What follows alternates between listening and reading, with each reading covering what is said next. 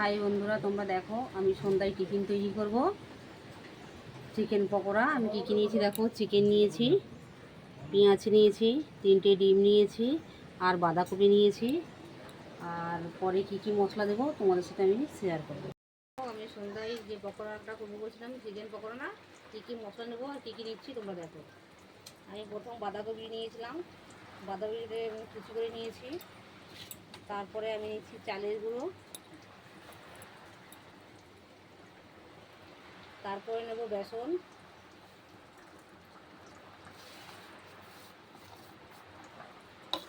তারপরে নেব পেঁয়াজ কুচি।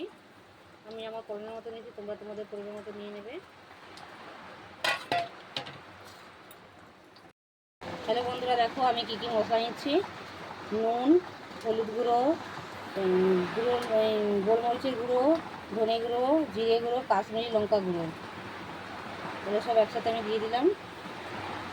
তারপরে নেব আদা, রসুন, কাঁচা লঙ্কা পেস্ট করা, এখান থেকে অল্প দেবো। দিয়ে এটাকে আমি ভালো করে মাখিয়ে আমি টিফিনটা পকোড়াটা তৈরি করার পর আবার তোমাদের সামনে আমি ফিরে আসবো। হ্যালো বন্ধুরা, দেখো সন্ধ্যেবেলা যে মাংসের পকোড়া করে বলছি, মাংসের পকোড়া করেছি সন্ধ্যেবেলার টিফিন। আর আমাদের কাছে প্রচুর বৃষ্টি, ঝড় বৃষ্টি হচ্ছে, কারেন্ট নেই, এই বলে রাখলাম।